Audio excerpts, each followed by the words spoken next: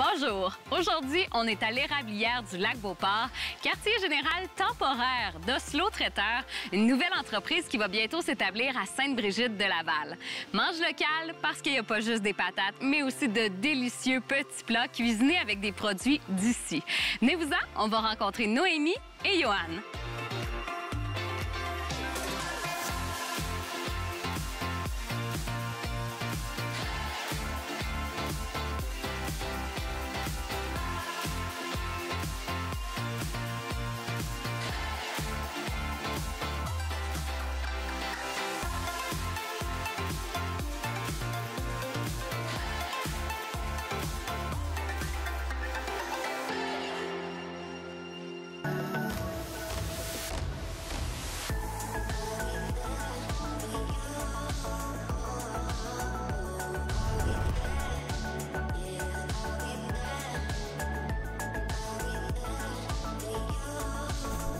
Je suis présentement avec Noémie Masse-Cossette, propriétaire d'Oslo Traiteur éco-raisonnable. Ça va bien? Oui, ça va bien, merci. Merci à toi de nous recevoir aujourd'hui dans votre lieu temporaire. Vous êtes à l'érablière du Lac-Beauport pour l'été, en attente de votre local à Sainte-Brigitte-de-Laval. Ça va se tenir où exactement, ce local-là? Dans le fond, notre local va être situé au 20 rue du Domaine. Dans le fond, ça va être un petit local qu'on a loué qui va être adjacent au nouveau Sius qui se présente à Sainte-Brigitte. C'est un local vide qu'on va vraiment faire de A à Z là, avec une cuisine professionnelle là-bas et tout. Qu'est-ce que vous faites comme service exactement? Dans le fond, Oslo Traiteur, c'est un traiteur déjà qui mise sur les producteurs locaux, sur les aliments de saison, puis tout ça. On fait des plats cuisinés frais, généreux, goûteux, pleins de saveurs qu'on livre pour l'instant à Sainte-Brigitte et à Lac-Beauport. Puis dans le fond, on se spécialise aussi tout ce qui est événementiel. Dans le fond, traiteur, mariage, buffet, cocktail. Vraiment, on y va sur mesure puis on crée avec les clients selon leurs besoins. Là. Et vous avez des menus qui font vraiment saliver tellement. Puis là, on a un exemple de ce que vous faites pour les traiteurs. C'est tellement beau. C'est quoi exactement? Dans le fond, on l'appelle le jardin comestible, le jardin Oslo. C'est tous des produits, dans le fond, de saison qui viennent de la ferme Marcoux à Beauport. Puis, dans le fond, tout est comestible dans le jardin. On y va avec une base d'humus dans le fond. On met un crumble de charbon végétal, puis on y va avec les légumes. Donc, c'est quelque chose qui peut être retrouvé soit même pour vos réceptions, vos fêtes d'enfants ou... shower. Exactement. Ou un bel événement. On va revenir à un moment qui se situe il y a environ 5 ans. Votre premier passage à Sainte-Brigitte-de-Laval. Oui. Pour des vacances, vous avez loué un chalet là, puis vous avez eu un coup de cœur. Oui, exactement. Dans le fond, on est venu à Sainte-Brigitte-de-Laval, c'est ça, 5 ans, avec des amis qui venaient de Marseille. Puis on voulait leur faire découvrir la région. Fait qu'on a loué un chalet à Sainte-Brigitte pour visiter Québec. Puis en partant de Sainte-Brigitte, honnêtement, j'ai vraiment dit dans l'auto avec mon conjoint, à Johan, j'ai dit, un jour, je me verrais tellement habiter ici, là. C'est tellement beau, les montagnes, la rivière, tout ça, on est proche de la ville. Puis 2 ans plus tard, on a eu un offre pour être gérant au Gîte Aventure Québec, qui est situé à Sainte-Brigitte-de-Laval. Puis quand on est allé passer l'entrevue, puis on est revenu à Sainte-Brigitte, j'ai dit, on est déjà venu ici. On est déjà venu ici, c'est un signe, puis tout ça. Donc, on a vraiment, on a pris ce poste-là, puis tout, puis 2 ans après, d'une certaine façon, je veux dire, Oslo est né, puis on a dit, ben c'est sûr que c'est ici que ça se fait, là. C'est sûr que c'est à Sainte-Brigitte qu'on installe Oslo. Oslo, ça a des valeurs aussi un peu, tu sais, scandinaves aussi, montagne, près des gens. Puis je trouve qu'on a un décor comme parfait à Sainte-Brigitte pour mettre de l'avant tout ce qu'on veut pousser avec Oslo.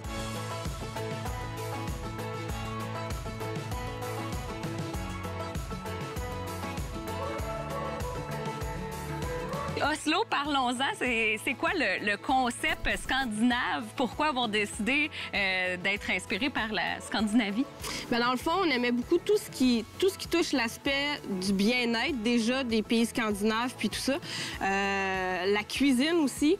Cette cuisine-là, je vous dirais qu'on utilise des produits locaux, donc on n'utilise pas nécessairement les produits d'Europe ou quelque chose comme ça, mais on aime leur façon de vivre, leur façon de penser, d'être un peu minimaliste, de travailler les produits de A à Z, d'y aller avec les saisons. Puis l'aspect de bien-être qu'on retrouve peut-être dans ces pays-là, je trouve que c'est important. Puis on essaie de le remettre aussi dans notre entreprise avec Oslo. Puis tout ce qui est écologie aussi, on essaie de faire attention avec notre empreinte écologique. Aussi, ça nous tient vraiment beaucoup à cœur. Là. Fait qu'on veut transposer ça dans notre entreprise. Est-ce que vous sentez qu'il y a déjà de l'intérêt? Parce que ça fait quelques mois que vous êtes en action dans la région. Est-ce qu'il y a un engouement pour ça, sûrement? Ben oui, puis je vous dirais que, dans le fond, avant Oslo est né vraiment ce printemps, officiellement. Mais avant ça, en étant gérant au gîte, on a parti un projet pilote durant 4 mois, au mois de décembre, pour des petits plats cuisinés, justement, avec les gens de la région de Saint-Brigitte. Puis on a vraiment eu un bon engouement, là, une belle appel, puis tout ça, une belle réceptivité. Puis, dans le fond, on a pu opérer ce projet-là pendant 4 mois. En même temps, moi, je terminais mon cours en école d'entrepreneuriat à Québec aussi, pour peaufiner, pour aller chercher ce qui nous manquait un peu, les cordes à notre arc avec notre entreprise. Puis, dans le fond, on a fermé dans le mois d'avril, un mois juste pour tout se réajuster, faire le vrai lancement d'Oslo Traiteur, si on peut dire. Puis, dans le fond, on est vraiment contents parce qu'il y a une belle clientèle qui nous a suivis dès le mois de décembre, qui nous ont resuivis avec Oslo. Puis, ça, merci vraiment à tous les clients aussi là, qu'on a eu. Là. Puis, nos menus changent à toutes les semaines. Donc, quelqu'un qui nous commande à toutes les semaines dès le début, ben il va tout le temps avoir quelque chose de nouveau, une nouvelle saveur, un nouveau produit, puis tout ça dans leur plat. Ça, c'est important. On veut pas nécessairement mettre un plat qui va être pendant plusieurs mois à la carte. C'est vraiment intéressant. Le menu est à couper le souffle. Et puis, justement, parlons-en de tout ce procédé entrepreneurial. Est-ce que c'était dans tes idées par le passé de lancer une entreprise? Ça a-t-il toujours été en toi de vouloir lancer quelque chose? Bien, dans le fond, moi puis Johan, déjà les deux, on vient de familles d'entrepreneurs. Okay. Le père à Johan, il est entrepreneur, mes parents aussi, puis tout ça. Donc, je pense que c'est quelque chose qu'on a en soi. Là. Il y en a qui disent on est ou on n'est pas avec ça, je sais plus ou moins, mais on a tout le temps travaillé pour des bons traiteurs aussi à Montréal. On a fait notre expertise, on a fait notre chemin aussi. On en a lavé de la vaisselle, comme on dit aussi. Johan a travaillé beaucoup en France aussi. Puis, à un moment donné, on est parti aussi en voyage. On est parti 16 mois, sac à dos. Vraiment, comme on dit, on a tout lâché, puis on est parti, mais dans le fond, on est parti aller acquérir de l'expérience. On est allé travailler à Melbourne, en Australie. On est allé prendre des cours de cuisine au Népal. On est allé prendre des cours de cuisine en Thaïlande. C'est important pour nous. Il y avait un projet de voyage, justement, dans les pays scandinaves qu'on n'a pas pu faire pour ce qu'on tout le monde connaît, la pandémie et tout. Mais quand on est revenu, Oslo était déjà dans notre tête. Oslo était là, le nom était là, le concept était là, puis on était à Montréal, puis il nous manquait quelque chose, il nous manquait des affaires, ça marchait plus ou moins. On a mis le projet un petit peu de côté. Dans le fond, il y a notre garçon qui est né. On a un petit garçon de 2 ans et demi qui fait partie un peu de l'équipe aussi. Puis après ça, dans le fond, c'est sûr que quand on est arrivé ici, là, à Saint-Brigitte, là, tout est arrivé.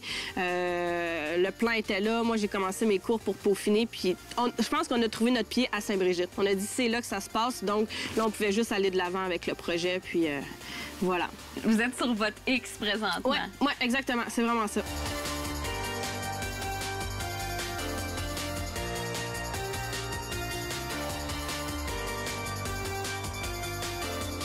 Comment ça va fonctionner? Est-ce que ce sera encore des menus qu'on vient chercher à votre local ou vous allez avoir des points de vente aussi? Notre concept, si on peut dire, je pense pas qu'on va déroger de ce concept-là, mais c'est vraiment, tout est fait à la commande. Dans le sens que si on a 10 commandes d'un plat, bien 10 jardins, on va faire que 10 jardins. Comme ça, on évite le gaspillage puis tout ça.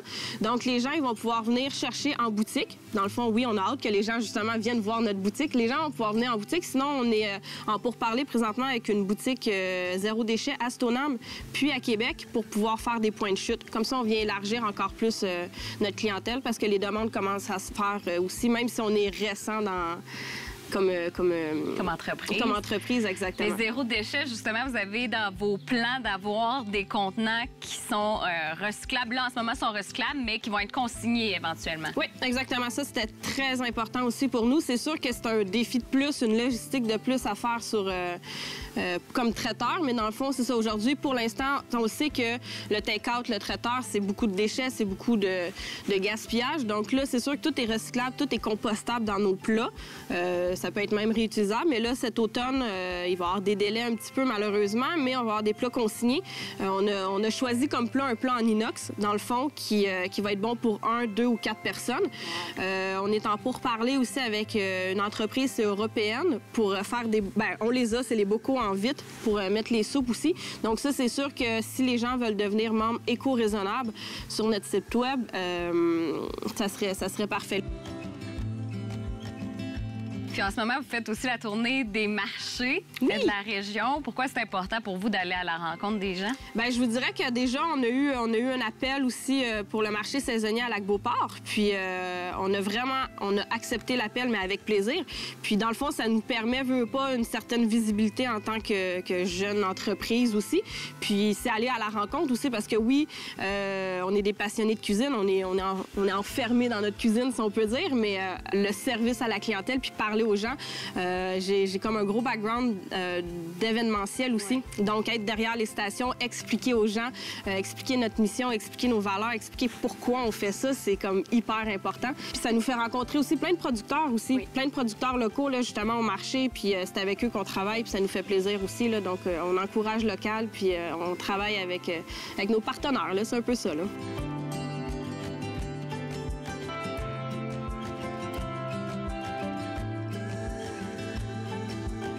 J'ai une question qui me brûle les lèvres depuis tantôt. Qu'est-ce que ça veut dire, Oslo?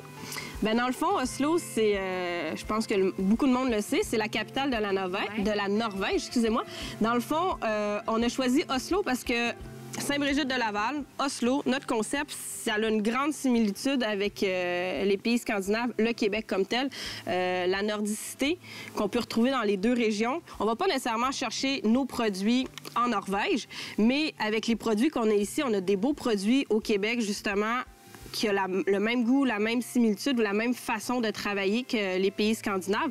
Donc, c'est avec les produits d'ici qu'on travaille ça. On trouvait vraiment même à Saint-Brigitte, c'est pour ça, tantôt, tu disais, on est vraiment sur notre X. À Saint-Brigitte, c'est comme un peu en Norvège, un petit peu, tu sais.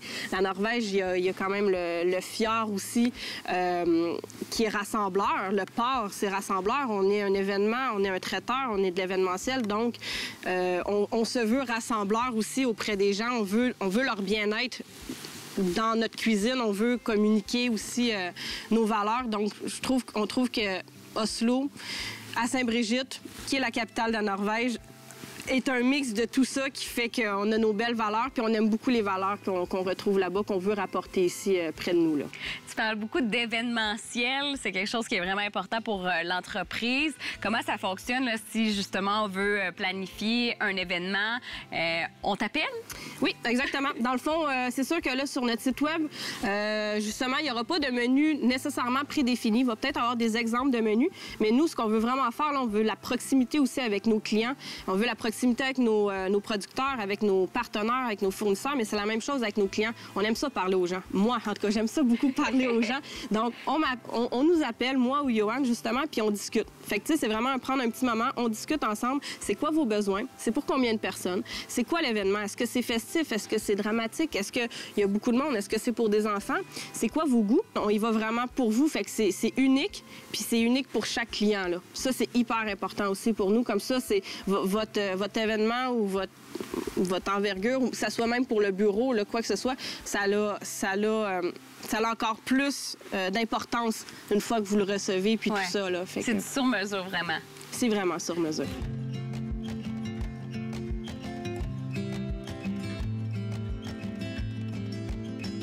Tout semble s'aligner dans ce qu'on parle depuis tout à l'heure. Est-ce qu'il y a eu quand même des défis jusqu'à maintenant que vous avez traversés? Oui, c'est sûr, dire non, ça serait parfait, puis tout ça, mais je pense que c'est des défis de jeunes entrepreneurs, puis je pense que c'est des défis quand on se lance en business, quand on se lance en entrepreneuriat, qu'on doit faire face. C'est sûr que là, il y a eu la pandémie, il y a eu des délais pour les matériaux, il y a eu des délais justement pour notre local, il y a eu, tu sais, tous les délais arrivent. Après ça, c'est des embûches où c'est des embûches que sur le moment, je vous dirais, oui, j'ai peut-être eu le goût de pleurer quelques fois, puis on s'est reposé en question, moi puis Johan, puis tout ça. Mais après ça, tu sais, c'est de penser plus loin, puis c'est de dire, non, notre vision, c'est de rendre les gens heureux. Notre vision, c'est Oslo. Notre vision, c'est ça. Puis c'est de dire, hey, ça fait comme ça fait longtemps qu'on travaille fort, puis on est content là, de ce qui arrive présentement. Là. Puis c'est quoi l'importance, selon toi, de faire des formations comme celle en entrepreneuriat? Bien, je vous dirais que ça a été important parce que les deux ayant nos cours vraiment en cuisine, côté cuisine, côté tout ça événementiel, c'était faisable. Mais après ça, on se le cachera pas, vu qu'on est vraiment les deux impliqués à 100 % dans la compagnie.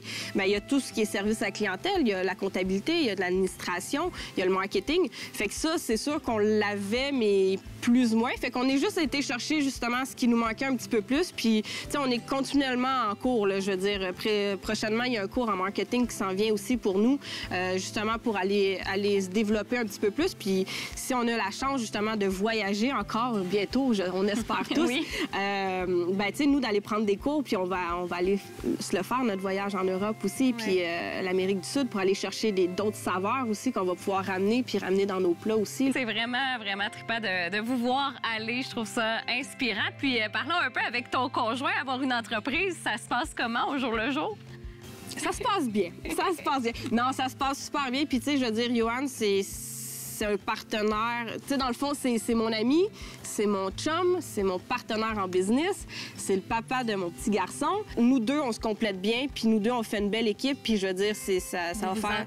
Oui, on s'entoure bien, puis ça fait plus de 10 ans qu'on est ensemble, puis je veux dire, on a les mêmes valeurs aussi. Ça aussi, je pense que c'est important. Fait que, tu sais, on les transmet dans notre famille, mais on les transmet dans notre entreprise aussi. Puis avoir des valeurs communes, bien, je pense que ça fait en sorte qu'on peut avancer, puis on peut aller de l'avant avec tout ça, puis Vos fondations sont bonnes, sont en béton. Exactement, exactement. En terminant, la question qui tue, l'émission s'appelle Mange local. Qu'est-ce que ça évoque chez toi, manger local? Ça évoque mon enfance avec ma maman et mon éducation. Manger local, ça vient justement, tu parlais des valeurs, justement, là, c'est ancré pour moi depuis que je suis tout petite, dans le sens que des fraises, ben on mangeait pas ça, nous autres, à l'hiver. Okay. C'était pas le temps de manger des fraises. Les fraises, c'était quand c'était la saison, c'était au mois de juin. Les bleuets, c'était pas avant, c'était des bleuets du lac Saint-Jean seulement, puis c'était seulement dans le mois d'août. Fait que, tu sais, manger local, pour nous, c'est hyper important. Puis encore plus, aujourd'hui, avec Oslo aussi, c'est d'aller chercher des producteurs d'ici. C'est, tu sais, justement, on en parle tellement, l'économie, faire rouler notre économie locale. Je veux dire, manger un bleuet qui vient d'ici, là, c'est tellement meilleur aussi que de manger un bleuet qui vient des États-Unis ou d'ailleurs. Effectivement. Puis là, ben, j'ai l'eau à la bouche depuis tantôt. Fait qu'on va aller voir Johan en cuisine. Parfait. Ça y va? Oui.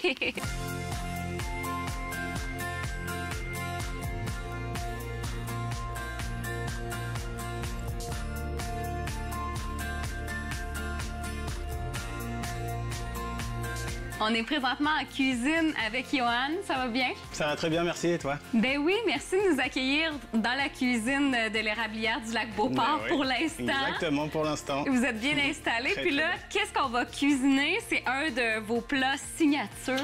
Mais c'est ça, aujourd'hui, on a décidé de vous faire une small broad. Donc, c'est une tartine scandinave. Mais on a décidé de la revisiter un peu BLT. OK. Donc, on a un beau pain de seigle ici, de la boulangerie du lac. On a fait une purée de laitue. La laitue, on va la mettre en tartinade sur la small broad. On a fait une purée de tomates fumées. Hier, on a fait fumer des tomates. On les a réduits en purée. On a cuit des belles tomates. C'est la belle saison des tomates en ce moment. On en a plein.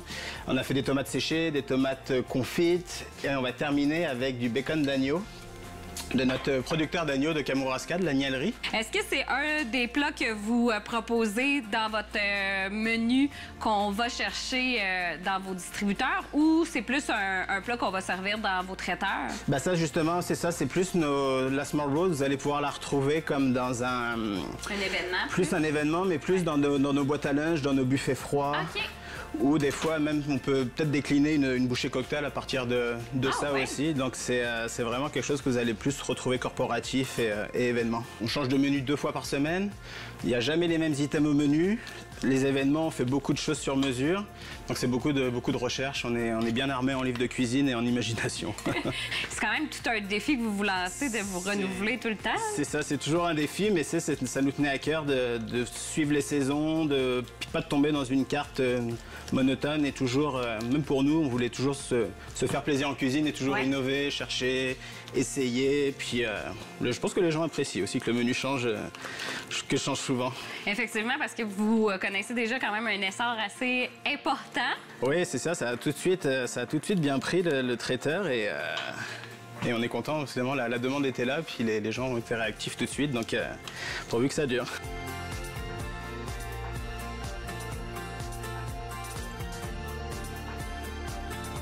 Qu'est-ce qui te passionne dans ton entreprise le plus? Est-ce que c'est vraiment le côté cuisine ou tu as aussi quand même le côté événementiel, entrepreneuriat? J'aime beaucoup la création, puis y penser, le mettre en pratique et puis aller l'amener sur événement, le mettre en forme sur événement. Ça, c'est quelque chose qui est, dans le métier de traiteur, c'est comme le cheminement de toutes les étapes qui sont... Puis on arrive le jour de l'événement, puis on met tout en œuvre, ce qu'on a pensé des fois peut-être 3 mois avant, et c'est ça qui est l'aboutissement du travail, c'est une belle récompense. Ouais. C'est sûr. Puis ça doit être valorisant aussi de travailler pour soi-même, de travailler pour plusieurs employeurs. Oui. Parlons un peu justement de ton parcours à toi. Moi, j'ai commencé la cuisine à 14 ans et demi. OK. Dans l'un des plus réputés restaurants de ma région, l'un des plus durs aussi niveau école. Okay. Mais ça a été une belle expérience pour moi. Là, ça m'a vraiment permis d'acquérir une expérience et les bases de la cuisine qui, malgré l'évolution de la cuisine, ne changent pas. Les bases restent les mêmes. Et c'est là-dedans qu'on va retrouver des fois des classiques de la cuisine un peu revisités. Puis toi, tu viens de Tours, de Tours, oui, exactement. Et tu es arrivé au Québec, ça fait longtemps? Ça fait 10 ans. Okay. Ça fait déjà 10 ans, oui. Donc, ça coïncide avec vos 10 ans ensemble, exactement. Ta copine et toi. C'est ça. Je suis tombé sur Noémie, puis depuis, je n'ai jamais quitté le Québec. Donc, un coup de cœur pour Noémie. Et un coup de cœur pour le Québec pour aussi. Pour le Québec et pour Sainte-Brigitte-de-Laval aussi. Exactement, oui.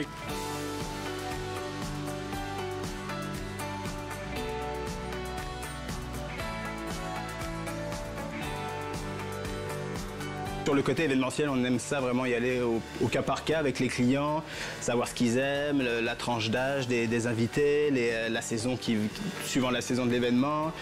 Il y a vraiment plein de critères qui fait qu'on fait du sur-mesure. Donc chaque événement est vraiment unique aux clients. Ouais. OK. Puis est-ce que vous avez pensé à un certain moment lancer peut-être un restaurant ou ça a toujours été pour vous un traiteur?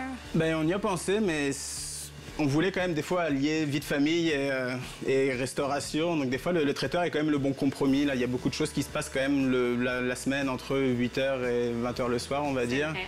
Donc ça permet de dégager du temps pour notre petit garçon, puis avoir du temps en famille aussi de qualité. Ouais.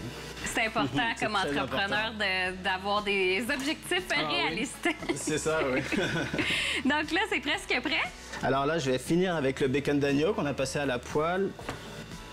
Puis on va pouvoir faire déguster ça à la petite famille, oui, à votre couple d'amis aussi. On peut les mentionner? Quels sont leurs noms? C'est Priscilla, Vincent, avec leurs 2 petits garçons, Thomas, Tristan. Parfait. Puis vous allez faire la connaissance de Benjamin aussi, qui va vite là. Génial. Puis on va se régaler. Exactement, j'espère. Un gros merci de nous avoir accueillis aujourd'hui. On a très hâte de découvrir votre local aussi, une fois que vous serez bien installé. Ça serait nous voir. À Sainte-Brigitte-de-Laval. À quel lieu exactement? On va être au 20 rue du Domaine. Parfait. Puis on invite les gens à suivre votre page Facebook bien aussi sûr, pour voir tous les menus pour saliver. Et là, il manque une petite touche finale, une touche locale. On va terminer avec les petites pousses du poussin vert. Oui. Donc là, aujourd'hui, on a des pousses de tournesol. Miam, ça fait toute la différence. Ah oui, elles sont tellement savoureuses et fraîches. Génial, fait que j'ai hâte de goûter à ça. On y va tout de suite. Yes.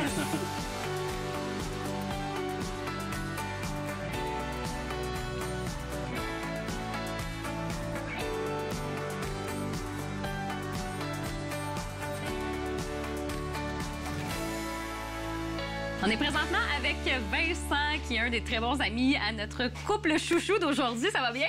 Oui, très bien, merci.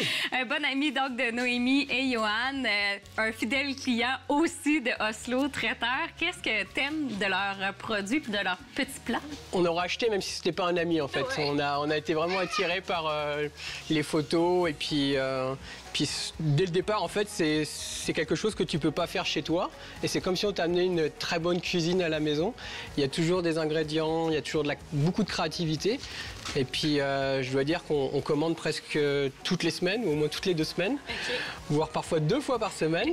Et c'est fantastique, l'expérience est vraiment belle. Les derniers mois n'ont pas toujours été faciles, les restaurants fermés. Et puis c'est comme si on avait toujours un peu ce confort et puis cette qualité qui nous amenait à la maison avec par Johan et Noémie. Là. Et c'est des petits plaisirs qu'on s'offre au quotidien. Là. Vraiment, ouais, vraiment. Et puis le service toujours vraiment super. Là. Et puis aller chercher des produits locaux. Ça vous permet de découvrir des produits de la région parce que vous êtes nouvellement aussi résident de Lac-Beauport. Ouais. Non, ça a été une belle découverte et puis c'est ce qu'on veut, là, avoir des plaisirs et puis faire travailler les gens d'ici en même temps. Là. Ben, merci beaucoup. Je te laisse aller déguster tout ça. Ça me fait plaisir. Merci.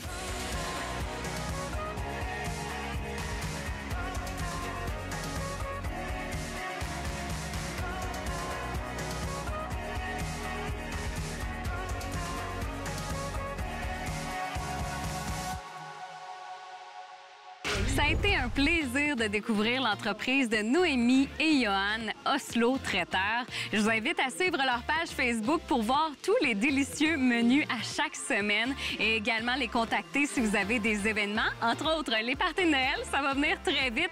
Ils ont aussi un site internet oslotraiteur.com. On se laisse avec quelques images de la prochaine émission. Bye bye!